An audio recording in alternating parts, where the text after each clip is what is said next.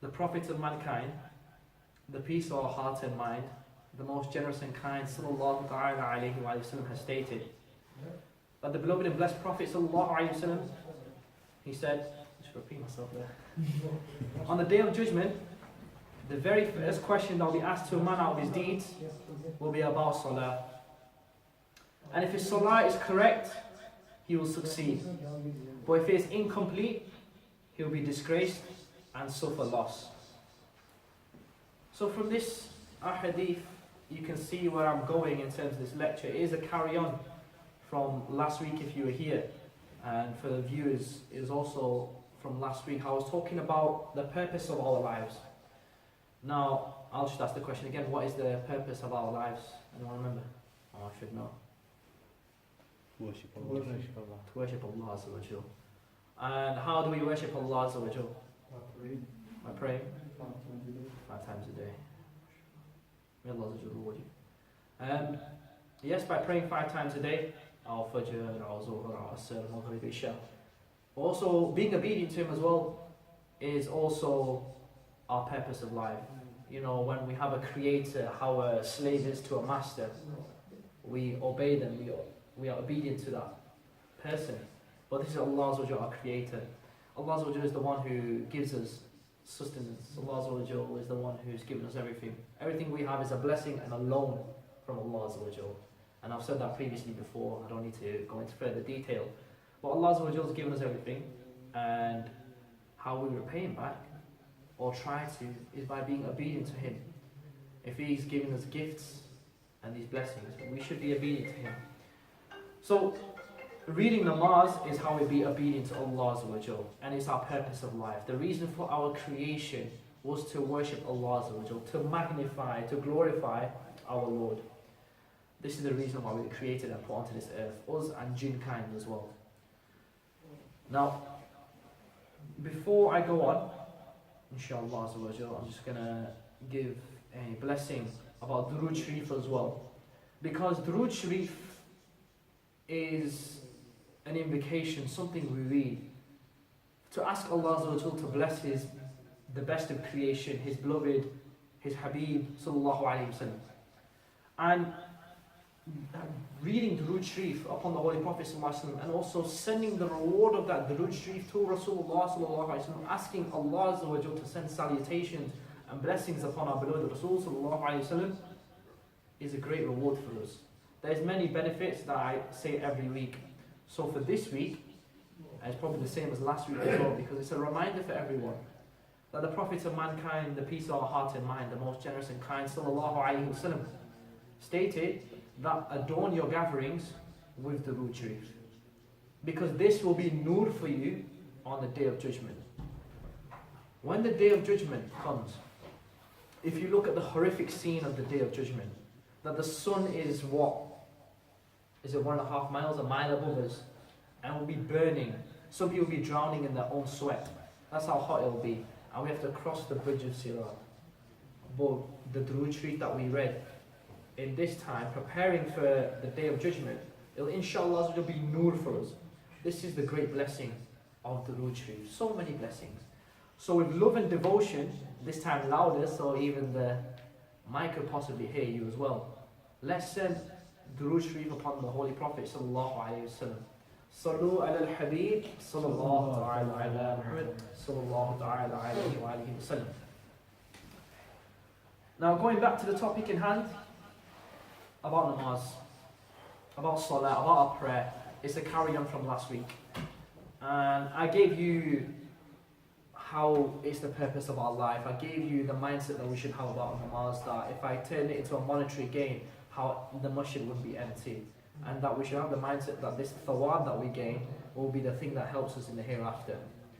Now will be a more, maybe an in-depth analysis of namaz itself. Not an in-depth, but I'm going to go through the translation of namaz with everyone.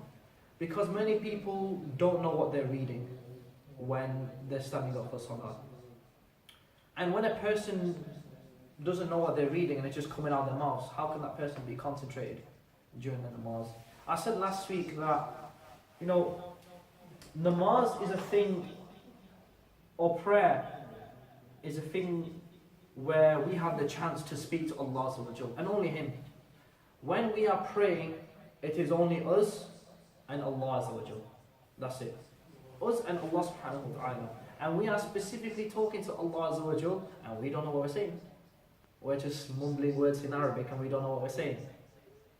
We should at least know the translation, and then we can have an idea what we're saying. And then once you have an idea of what you're saying, you think about that during namaz. You think, I'm reading this, I'm saying this right now. Why am I saying this? Because Allah Azawajal is to be glorified. We are praying because we need Allah Azawajal's help. We are praying because Allah Azawajal deserves to be worshipped. I think I mentioned last week that Sahabiya, she said that the reason for my worship is to worship Allah Azawajal, not to get into heaven and not to stay away from hell. So the reason we have this worship is for Allah Azawajal, so that we can glorify Him. And Allah Azawajal doesn't need us. He doesn't need us praying to Him. We need Allah Azawajal. And this is how we get the closeness to Allah Azawajal. So we'll go through the translation of Salaah, inshallah, what we read. And then hopefully it'll open up your minds to what you're saying, and then gain the closeness to Allah Azawajal. But first, before that, I just wanted to give a couple of hadith about how good it is to be friends with one another, to have these kind of gatherings and be pleasant with one another. I like to put in these kind of things because it gives an idea of people how we should act with each other, how Rasulullah used to act with his Sahaba Ikram, how they used to act with each other as well. So I'll just read one hadith inshallah azawajal. عن أبي ذر قال خرج علينا رسول الله صلى الله تعالى عليه وسلم. Hazrat Abu Dhar radiallahu ta'ala anhu, he reported that the Messenger of Allah sallallahu alayhi wasallam came to us and said, قال أتدرون أي الأعمال أحب إلى الله تعالى. Do you know which action is the dearest to Allah Azza wa Jal? This is what Rasulullah sallallahu alayhi wasallam asked Hazrat Abu Dhar in the gathering. قال قائل الصلاة والزكاة وقال قائل jihad. So one man said prayer, salah, and giving zakat, giving to charity, and another said jihad. But then the Holy Prophet ﷺ, he replied, قال النبي صلى الله تعالى عليه وسلم إن أحب الأعمال إلى الله تعالى الحب في الله والبغض في الله. The Holy Prophet ﷺ, he replied that the action dearest to Allah Azza wa Jal is love only for the sake of Allah Azza wa Jal, and hatred only for the sake of Allah Azza wa Jal. I'm talking about hatred. This is not what the media perceive to be. So I just want to clarify this just in case. So when we talk about jihad, we're talking about jihad of the nafs, the fight against the nafs and the shaitan that we have every day. This is what it's on about. That we fight for the pleasure of Allah Azza wa Jal against our inner carnal desires, against the shaitan. Because the shaitan and our nafs will not want us to come towards Islam. They will not want us to get closer to Allah Azza wa Jal. They want us to go away from Allah Azza wa Jal. That's what the shaitan and our nafs want. But we need to get closer to Allah Azza wa Jal, and this is the struggle that we go through. This is the daily struggle. So it's very much taken out of context sometimes. This is the daily jihad that we all go through. Now, to explain about love for Allah Azza wa Jal and hatred for Allah Azza wa Jal, depending on what it is. Hazrat Shaykh Abdul Haq Muhaddith Delvi, he states under this commentary of the hadith that a question arises here, that how can love for the sake of Allah Azza wa Jal and hatred for the sake of Allah Azza wa Jal be more dearer to Allah Azza wa Jal than praying 5 times a day, than giving your zakat, or performing jihad, despite the fact that these actions are more virtuous than any other? The answer to this is that a person who loves only for the sake of Allah Azza wa Jal, who loves Rasulullah sallallahu alayhi wa sallam, who loves the Prophets alayhi salam, who loves the Rasulullah's companions radiallahu ta'ala, who loves the awliya, the friends of Allah Azza wa Jal, rahimahullah, yes, and the pious slaves of Allah Azza wa Jal subhanahu wa ta'ala, therefore he will undoubtedly follow and abide by their teachings as well. This is what it means by love for the pleasure of Allah, for the sake of Allah. When you love someone, you do what they say, don't you? So if Allah has commanded us to do these things, He's commanded us to read namaz 5 times a day, He's commanded us to give our zakat, then we do what He says because we love Allah. So this is love for the pleasure of Allah. We do the things that He says and that His servants say as well. So we do what His beloved Rasul said. We're obedient to Him, we're obedient to the Prophet, we're obedient to the Sahaba, we're obedient to our teachers as well. This is what it means for the love and pleasure of Allah. Furthermore, such a person who has hatred only for the sake of Allah certainly hates the enemies of the religion. So it's as though the Messenger of Allah has stated that the foundation of all actions and obligations is love for the pleasure of Allah. That's what it is.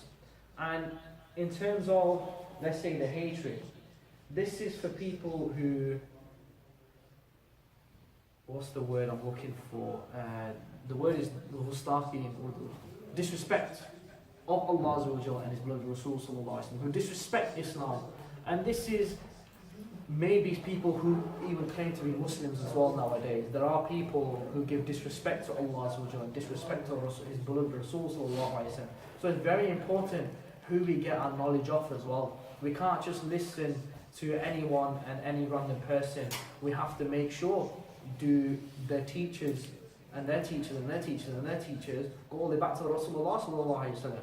Do my teachers teach the right thing? Are we of correct aqidah? Why is it that we teach this way? Why is it that we learn that way? This is things that we have to be asking ourselves, and not unfortunately typing the question into Google and then maybe getting something that's wrong. Google is a massive problem nowadays when new people to Islam, they go to Google, and unfortunately some of the answers on Google will not be correct because they're of not the correct beliefs or dirty beliefs against Rasulullah and Allah.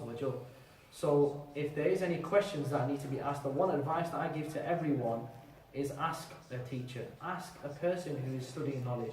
I am available, I give my number out as much as I can as well, so people can ask me questions, anything to do with Islam. I don't care if you're asking me who Rasulullah is. Any type of question, if you're asking me the basics of Islam or the hardest questions, ask me. Why? If I can't answer it myself, I have teachers above me, who have teachers above them, who have teachers above them, etc. So I'll be able to get an answer for you, inshallah. So the one advice I give, do not ask Google. People who believe horrible things, for example, that Allah has the ability to lie. That is not our aqidah, this is not our belief. We do not believe that lying can even come into the same conversation as Allah. It's not applicable to Allah. Only good attributes are. For example, beliefs of Rasulullah, they believe that He is ma'adallah, He's dead and He can't help us right now. But there's so many benefits to reading Durood Sharif that Rasulullah receives our Durood Sharif, receives our names, and He tries to help us as much as possible. Ask Allah for our forgiveness. So how can people say that Rasulullah is dead when it's even said in the whole by Rasulullah that the earth cannot take in the bodies of the pious people of the prophets, of the awliya ikram. So this is very important that people don't take the beliefs from Google, but ask a scholar who is teaching, ask a scholar who knows this stuff. So that's one advice I give to many people, including viewers as well, inshallah. Ask the correct people and not Sheikh Google. When was Sheikh Google created? 10, 15 years ago? We've had scholars since the time of Rasulullah passing down. So who will know more? Who has the better etiquette? Obviously the scholars. This is how we learn. Yes, we can move with times and internet will be a help, but you have to learn which method, which sites, which apps, etc. are correct. So it's very important, otherwise you could be led astray. So it's a very, very big problem nowadays. But anyway, back to the topic in hand, inshallah. This little booklet that inshallah each one of you will receive today. If everyone's sitting here, just in that little bag there, everyone grab one. Or if I could grab one for everyone, please. 1, 2, 3, 4, 5, 6, 7. 6, 7, yeah? And just pass one to everyone. So then you can follow me, you're not just listening to me talking about the translation. You can follow the translation of namaz in English of what we read. Let me just find the page 25. So before my darsis that I do, there's also a fiqh class that goes on. So I teach people, the farz of namaz, the farz of wuzu, the farz of ghusl, etc. But now we're going to namaz. I've taught that, but what are you saying in namaz? What are you reading? It's a very, very big problem nowadays that people, they just learn the Arabic, they start reading and that's it. No, they don't know anything, they don't have any connection with Allah Azawajal. There's no concentration, there's no humility. When you realize what you're saying, that's when it comes. So if you look at the first line, what's the first thing that we read in namaz before Subhanallah? It's Allahu Akbar, yeah? When we start off with Allahu Akbar, I'm sure one of you knows the translation to Allahu Akbar. Anyone? Allah is the greatest. Allah, the greatest. Page 35. 25, sorry, 25. So Allahu Akbar, we start off with, to enter our namaz, Allah Azawajal is the greatest. This is what we're saying. We are saying Allah Azawajal is the greatest. The first movement in namaz, in Salaah, and the first words we recite, Allah Azawajal is the greatest. And from there, when you try to become more pious, when you try to learn more about the deen, when you hear the name, the word, Allah, it should have an effect on you. And when you say it, so when you say Allahu Akbar, Allah Azawajal is the greatest. In your mind, Allah is the greatest. There is none worthy of worship except Allah Azawajal. And that's going through your head, Allahu Akbar. And then you start with Subhanallahumma wa bihamdika. Glory, all pure is Allah Azawajal. All glory is to you, Ya Allah Azawajal. And then wa bihamdika. And I praise you. All praise is to you, Ya Allah Azawajal. Wa tabarak asmuka. And blessed is your name. This is not the first half sentence that we recite in namaz. We're praising Allah Azawajal so much. Our Lord, our Creator. You think Allah Azawajal is deserving of this praise. He doesn't need it, but He's deserving of this praise. These words do not, what's the word I'm looking for? They're not worthy. These words are not worthy, or don't show the great amount of praise that Allah Azawajal deserves. None of our words can say the amount that we need to. They don't work. Allah Azawajal is far more than our words can glorify Him. So glory is to you, Ya Allah Azawajal. I praise you and blessed is your name. Wa ta'ala jadduka. And your greatness is exalted at a very high state. The highest of states is Allah Azzawajal's greatness. Nothing less. Wa la ilaha ghayruk. And there is none worthy of worship, Ya Allah, except you. This is the first sentence of what we're reading of Thana in namaz. The first sentence. And look how beautiful it is. Glory to Allah Azawajal. I praise you, Ya Allah Azawajal. Blessed is your name, Ya Allah Azawajal. Your greatness is of the highest state, Ya Allah Azawajal. And there's none worthy of worship except you, Ya Allah Azawajal. See, when I put it into English, there's a matter of meaning behind it. There's a matter of understanding. And you'll feel awe of Allah Azawajal. Allah Azawajal is this great. He's my Lord. And when you think that in namaz, then you have concentration. Then you gain humility that I'm in front of my Lord who's given me this, and yet I still sin and I come back into His holy court. How can I stand in front of my Lord? By glorifying Him, inshallah, asking for forgiveness. This is how we should pray to Allah Azawajal. And when we realize. Next, what do we read? A'udhu billahi minash shaitanir rajim. I seek protection from Allah Azawajal against the accursed shaitan, against the devil.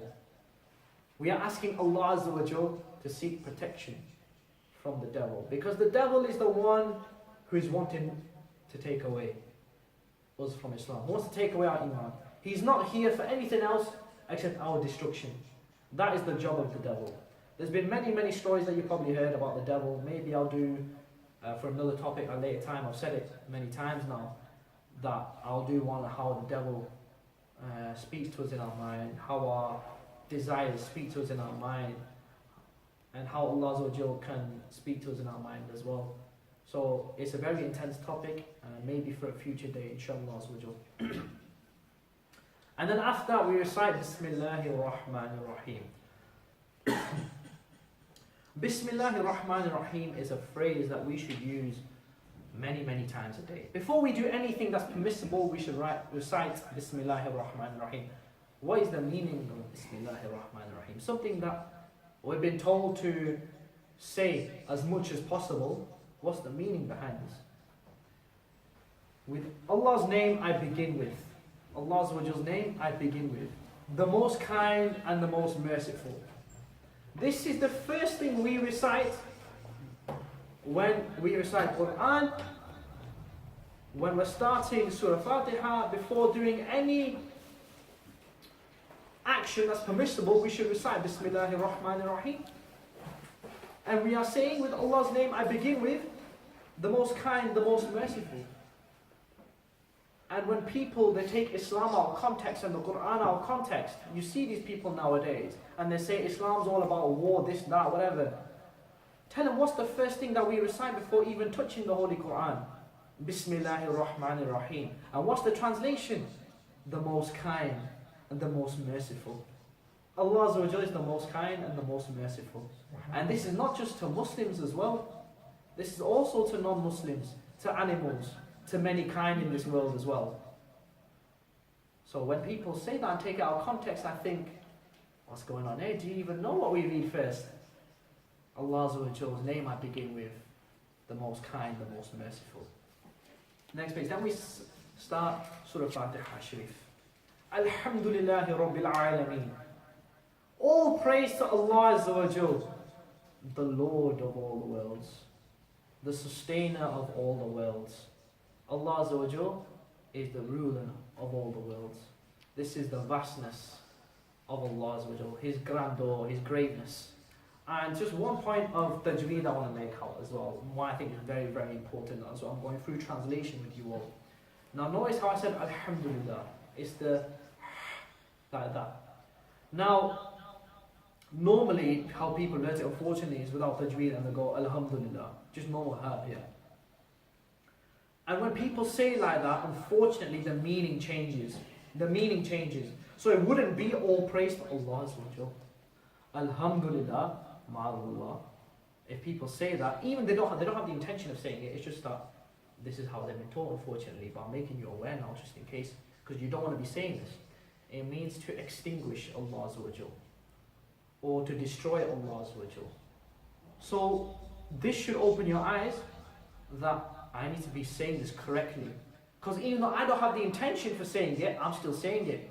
And automatically your salah will be broken because of something horrific that you've said.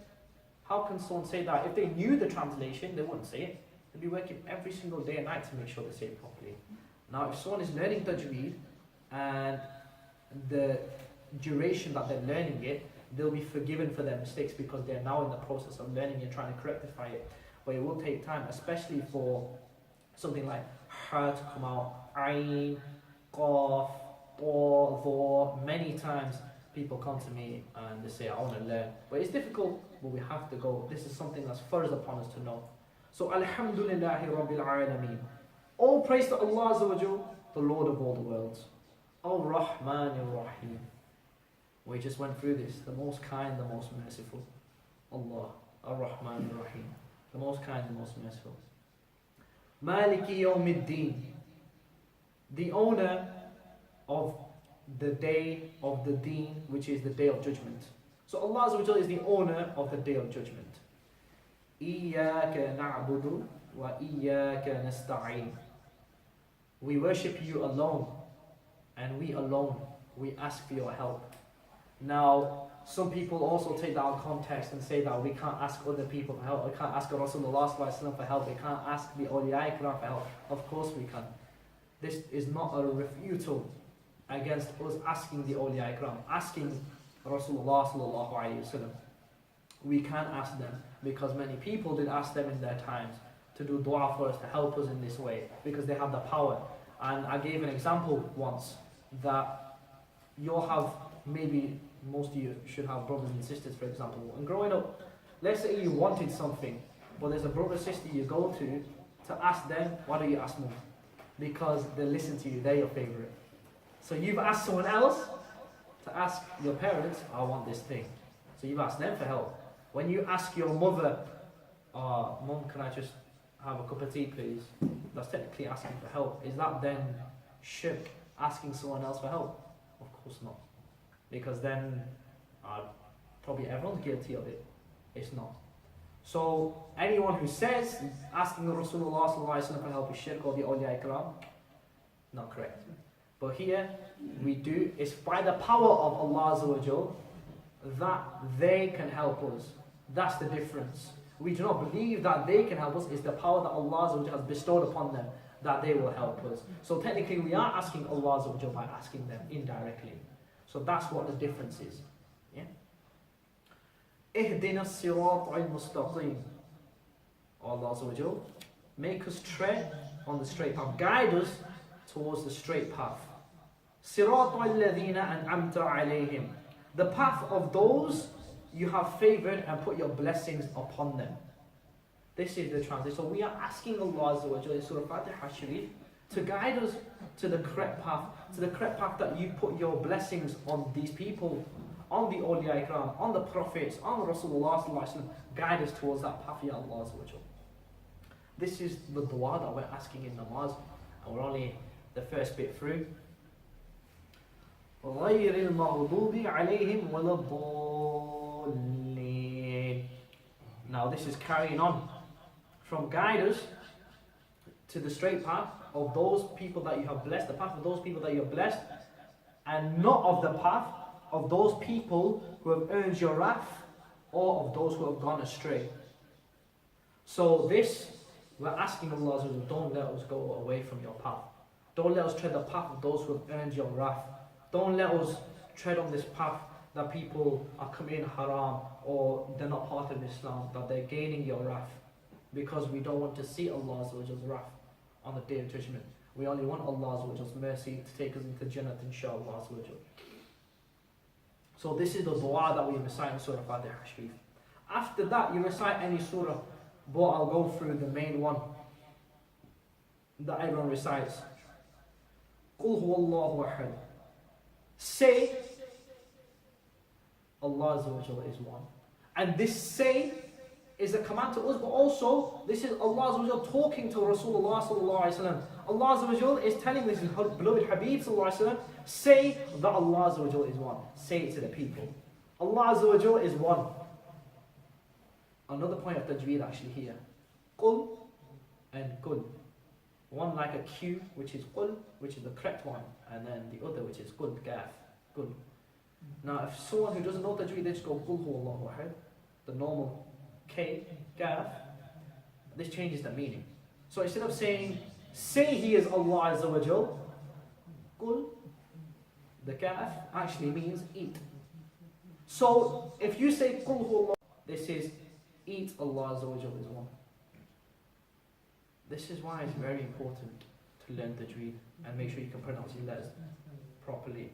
Now, this is not me trying to scare you away from this book, show you the importance of learning tajweed, because we want to gain closeness to Allah Azza wa Jal, and we have to struggle for that. We have to do something that will give us the closeness to Allah Azza wa Jal. I said last week, nothing worth having, nothing worth getting is easy. Nothing in this world. You want to get a mansion, you have to work hard and get bare money. Right? To get the pleasure of Allah, which is more than anything in this world, we have to work hard. And learning tajweed is difficult. It will take some time. Maybe, honestly, it may not be longer, maybe not be as long as you think. A month. Give it a month, and you might nearly be at the level where you should be. Inshallah. It's not hard. It's just now opening the vocals that you never used before, because we only speak English. So open those vocals, and then inshallah we'll have the tajweed, and we can say the correct things, and that also adds on to the beauty of namaz, to the gaining the humility, gaining the concentration. So qul huwallahu ahad. Say that Allah is one. Allah as-samad. Allah is self-reliant. Allah is independent. Lam yalid wa lam yulad. He begot none, nor was he begotten. this means, for those people who don't know, this means that Allah Azza wa Jal does not have someone before him, like how we have our parents before us. He was not born from anyone, and he did not give birth to anything. He does not have a son. He does not have any children. That's what this means. He does not have a progeny, and he does not have any ancestors. This is what this means. لم يلد ولم يولد ولم يكن له كفوا أحد. That there is none equal to Allah Azza wa Jal. There is none equal to Allah Azza wa Jal. So this Surah Ikhlas, is also, you could say, a dalil, a proof against other religions that are polytheists, for example. That they believe that there's more than one God. Allah Azza wa Jal is one. Allah Azza wa Jal is self-reliant, doesn't need any others. I don't need to tell you which religion that this goes against as well. That Allah Azza wa Jal is self-reliant. He doesn't have any sons, doesn't have any fathers, and that Allah Azza wa Jal, there is none equal to him. You can all imagine in your head the amount of religions that go against this very surah, right? So this is the beauty of this surah, that it makes us realize that Allah Azza wa Jal is one. We're only praying to Allah Azza wa Jal at this moment in time. This is what our namaz is for. This is what our salah is for. To Allah Azza wa Jal only. But it's only me praying to Allah Azza wa Jal, speaking to Allah Azza wa Jal. And then we carry on. We go Allahu Akbar into ruku'. And in ruku' we recite Subhana Rabbiyal Azim. Subhana Rabbiyal Azim. Subhana Rabbiyal Azim. Now what does that mean? You know, these positions of ruku' and sujood are like the most important. This, you know, when you show someone respect, or when people worship someone, out of Islam, talking out of Islam, they bow down to them. They bow down. In ruku' we're bowing down. In sujood we fully prostrate and bow down. So it's very important what we say at these moments, because this is the moments where we're closest to Allah Azza wa Jal. In sajda and in ruku'. And what do we say? We say this tasbih every time. Sometimes we rush it as well. We don't know what we're saying. Subhana Rabbiyal Azim. What does that mean? All glory to my magnificent Lord Azza wa Jal. All glory to my magnificent Lord. All glory to my magnificent sustainer. All glory to the magnificent ruler Azza wa Jal. This is what we're saying whilst we're in ruku'. And then we're glorifying Allah Azza wa Jal at the moments where He's most closest to us in terms of spirituality. We glorify Allah Azza wa Jal. And it's so beautiful at that moment when you're in namaz. All glory to you, Ya Allah. All glory to you. You are my Lord. You are my sustainer. All glory to you. Subhana Rabbiyal Azim. Sami Allahu liman hamida. And we go back up. Sami Allahu liman hamida. Allah Azza wa Jal hears all praises. So after we've done our praise in ruku', when we stand up we say Allah Azza wa Jal hears all praises.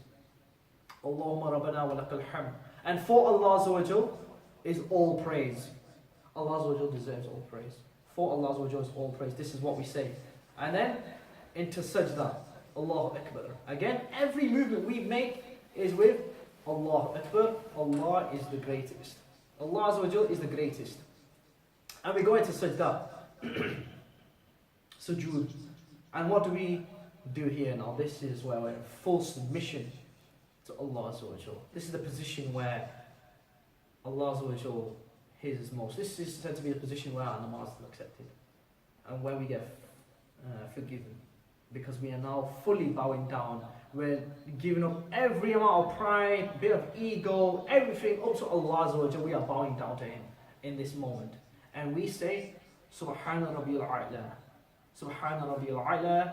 Subhana Rabbiyal A'la. But what does that mean? What does that mean? Glory to my Lord, to Allah Azza wa Jal, to my Rabb, the Most High. The Most High. So again, we're glorifying Allah Azza wa Jal in this great moment, in this sacred moment. This sacred moment. If we treat it as a sacred moment, then, only then, we gain the humility and the concentration in namaz. We gain that closeness with Allah Azza wa Jal. Subhana Rabbiyal A'la. All glory to you, Ya Allah Azza wa Jal, the Most High. The Most High, the greatest of status, the greatest of height. Allah Azza wa Jal. This is our Lord, and we praise Him. And then Allahu Akbar, and we'll now move into our sitting in the shows. And what do we recite? At-tahiyyatu lillahi was-salawatu wat-tayyibatu. And this means that all types of worship, meaning oral, physical and monetary, are for Allah Azza wa Jal. All types of worship are for Allah Azza wa Jal, no one else. If your worship is for someone else, then what's that going to get you on the Day of Judgment? It's not going to get you anywhere. Any worship for any other person, any other reason apart from the pleasure of Allah Azza wa Jal, it will be put back into your face. If you did it for someone else, Allah Azza wa Jal may even say to you, that deed you did for someone else, go to them and see if they can help you. No? Imagine that you've read the namaz, and you think this will be a good deed for me on the Day of Judgment, and you're stood in front of Allah Azza wa Jal, and He tells you that this namaz you read was for someone else. Go to them and see if they can help you. What answer do we have to that? We have no answer. So here it specifies all worship is for Allah Azza wa Jal. All types of worship are for Allah Azza wa Jal only. Assalamu alayka ayyuhan nabiyyu wa rahmatullahi wa barakatuh. So you may have some similarity as we give salams to people, Assalamu alaikum wa rahmatullahi wa barakatuh. But the meaning here is slightly different. In between is Assalamu alayka and ayyuhan nabiyyu. Now what does this mean? Assalamu alaikum wa rahmatullahi wa barakatuh. Usually, it means that may peace be upon you, and Allah's mercy, His rahmah, and His blessings, barakah. So that's what it means. So when we give salam to people, Assalamu alaikum wa rahmatullahi wa barakatuh, be happy that you receive this kind of greeting. This is a dua for you. May Allah Azza wa Jal put peace on you. May Allah Azza wa Jal put His mercy on you. May Allah Azza wa Jal put His blessings on you. This is what we say. This is what we say when we greet each other. And that's how love increases between a person. When they realize, he's giving me dua for this, I'll give it back to him. Wa alaykum assalam wa rahmatullahi wa barakatuh. This is how it creates love between one another. So now here we're saying it, Assalamu alayka ayyuhan nabiyyu wa rahmatullahi wa barakatuh. We're saying the same things, but this is to just one person, one being. So Rasulullah sallallahu alayhi wa sallam. So ayyuhan nabiyyu means O Rasul, O Nabi. So this is also an alternative to saying Ya Nabi. So how we say Ya Rasulullah, you can also say Ayyuhan Nabi or Ayyuhar Rasulullah. It's the same kind of thing. It's what they call huruf nida in Arabic. The word or letter for exclaim, for calling. So I go Ya Fahim, for Fahim here, Ayyuh Fahim. But there was a distinguish which I can't unfortunately remember. I've forgotten. This I think is for maybe we'll leave it. Because there's certain ones that are for someone who's close to you and someone who's far from you. And Ayyuhan Nabi is one of them too. Someone who's close or far, I can't exactly remember. But Ya is for general. So it doesn't matter whether they're near or far. Yeah? So we're saying, salutations be upon you, Ya Nabi sallallahu alayhi wa sallam. And the mercy of Allah Azza wa Jal. And the blessings of Allah Azza wa Jal. We're reciting Durood Sharif in our namaz. So when people say, you shouldn't read Durood Sharif, what's Rasulullah going to do for you? What do we read in our namaz? And this is necessary for us to read. This is wajib, tashahud is wajib upon us to read. So what comeback do they have to that? People have also said that thinking of a donkey or an ox is better than thinking of Rasulullah during namaz. Yet, what are we doing in namaz? We are speaking about the blood of Rasul sallallahu alayhi wa sallam. We send durood upon the blood of Rasul sallallahu alayhi wa sallam. Who was the first person to read namaz? Rasulullah sallallahu alayhi wa sallam. Who did we get the knowledge of namaz from? Rasulullah sallallahu alayhi wa sallam. And then people have the audacity to say these things. I don't know what goes through their heads either. But we are sending durood upon the blood of Rasul sallallahu alayhi wa sallam. And after that, Assalamu alayna وَعَلَىٰ عِبَادِ اللَّهِ الصَّالِحِينَ. And Ya Allah Azza wa Jal, send salutations, peace upon the pious men of Allah Azza wa Jal, who are your worshippers, who are your slaves. The slaves of Allah Azza wa Jal, who are the Salihin, the pious. This is to all the awliya kiram, maybe even the Prophets alayhi salam. They're all the people of Allah Azawajal and the pious people. We're sending peace upon them as well. Now you tell me that awliya can't help you when we're sending peace upon them in namaz. And then after that, وَأَشْهَدُ أَنَّ مُحَمَّدًا عَبْدُهُ وَأَشْهَدُ أَنْ لَا إِلَهَ إِلَّا اللَّهُ وَأَشْهَدُ أَنَّ مُحَمَّدًا عَبْدُهُ وَرَسُولُهُ. And I testify that there is none worthy of worship except Allah Azawajal. And I testify that Muhammad sallallahu alayhi wa sallam is his servant and his beloved Rasul. This is what we're saying in namaz. This is how beautiful it is. So, if someone identifies and analyzes the translation and realizes what they're saying, there's so much in here. There's so much in here. Just this little prayer that we do, that maybe takes 5 minutes, not even that. So much in there. And then we testify. We make that, wherever we're reading, we make it a position, a place that inshallah in the hereafter, it will testify that we said this. That we said that I testify that Allah Azawajal is the one who is worthy of worship and that his beloved messenger, Muhammad sallallahu alayhi wa sallam, is his beloved messenger. This place has now become witness. You have all become witness of me saying this. Inshallah, that might help me in the hereafter.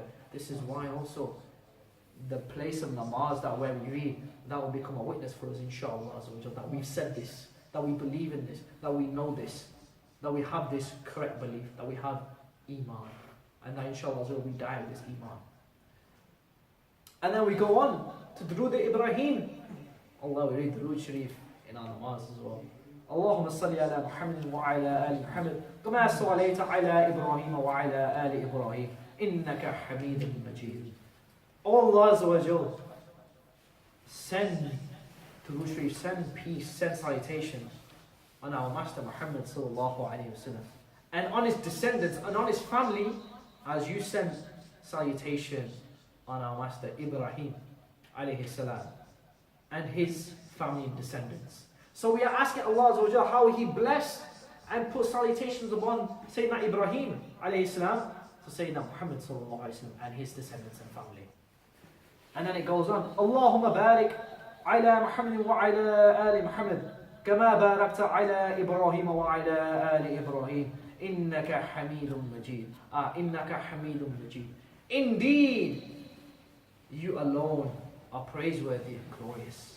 This is what we say to Allah. Allah, please bless our Messenger sallallahu alaihi wasallam, but indeed you are glorious and most praiseworthy. This is what we say in Durood Sharif, in Durood Ibrahim. And then the translation isn't much different, only a couple of words have changed from salutations. It's now barik. So Allah Azza wa Jal, shower your blessings upon Sayyidina Muhammad sallallahu alayhi wa sallam and his descendants, as you put your blessings, shower your blessings upon Sayyidina Ibrahim alayhi salam and his family and descendants. Innaka Hamidun Majid. Indeed, you are most praiseworthy and glorious. And then we have the final dua at the end. Here, the one I read, Allahumma Rabbana atina fid dunya hasana wa fil akhirati hasana wa qina adhab an-nar. Ya Allah Azza wa Jal, O our Rabb Allah Azza wa Jal, grant us the goodness of this world. Ya Allah will grant us goodness in the hereafter and save us from the torment, from the punishment of the hellfire. Assalamu alaikum wa rahmatullah. Assalamu alaikum wa rahmatullah. Now, our salams are to the people on the right of us, to the Imam, to the angel, to the jinns that might be to the angels that might be there, to the children, to the angel inside of us, the guardian angel inside of us. We say this salam. This is our final greeting to everyone. We've just finished our namaz. Peace be upon you. Allah's mercy be upon you. Allah's blessings be upon you, upon us all. This is how we exit namaz. With the final dua, Allah will grant us goodness in this world. Give us goodness in the hereafter and save us from the torment of the hellfire. This is the full translation of namaz that I wanted to go through.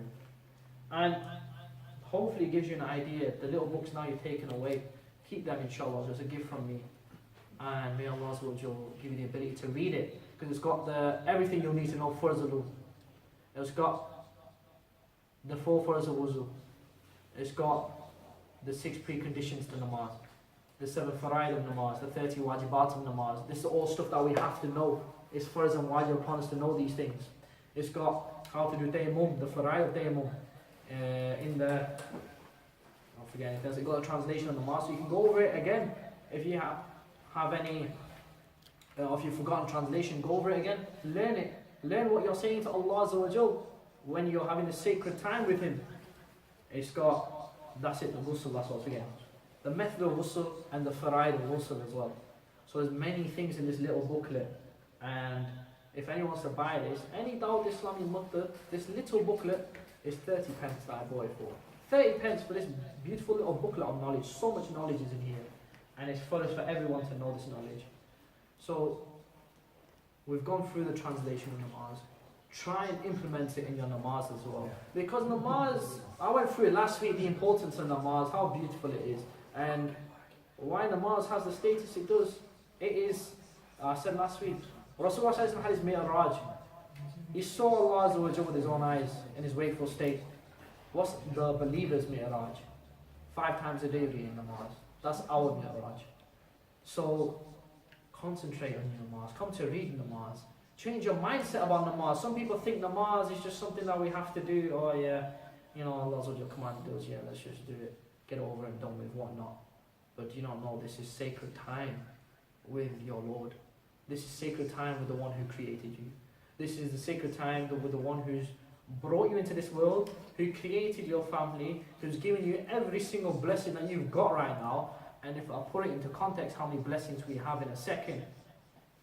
You listening, me speaking, you hearing, you moving, rocking, however you are moving, touching your face, whatever, blinking, your blood moving around your body, your nervous system working, your eardrums working, your heart pumping, your veins working the way they should be, your stomach working the way it should be, you digesting food right now, so much more, you breathing in, your lungs working, giving it to the blood system, oxygen, taking away the carbon dioxide. How many blessings, countless blessings in just a second. In not even a second. Allah has graced us with all this. And we can't be bothered to read namaz properly. We can't bother to gain the closeness towards Allah. So this is the mindset that we should change. I talk about mindset every week because that's the thing that needs to be changed. Someone can be given Quran, someone can be given ahadith, someone can be given the fiqh rules, but if their mindset doesn't change, how are they going to apply it or learn it? So the aim of this is to make sure people change their mindsets. They understand, look, what am I doing? I'm now going in front of my Lord who's given me everything. I need to straighten up, I need to make sure I read properly. I need to even dress properly, make sure I smell nice, because I want all this for my Lord. The way I dress to impress people, why do I do more for Allah Azza wa Jal? The people don't give me nothing. Allah Azza wa Jal is the one who gives it to me. So why don't I do as much as I can for Allah Azza wa Jal instead of the people? And that's where namaz will hit you truly. And that's what that one namaz, when you eventually have it, inshallah Azza wa Jal, that's when you feel the closeness. And you'll never have a buzz of feeling like that ever again. So may Allah Azza wa Jal help us to get this closeness to Him and His beloved Habib sallallahu alayhi wa sallam through His namaz, through His worship, to give us the ability to stay on the correct path, to protect us, guide us, bless us, purify us, protect us, love us, and help us in any way that we need to be helped. Ameen, bijahi nabiyina ameen. Sallallahu ta'ala alayhi wa sallam. Sallu ala al-habib. Sallallahu ta'ala ala Muhammad. Sallallahu alayhi wa sallam. Now inshallah we'll do the zikr gathering.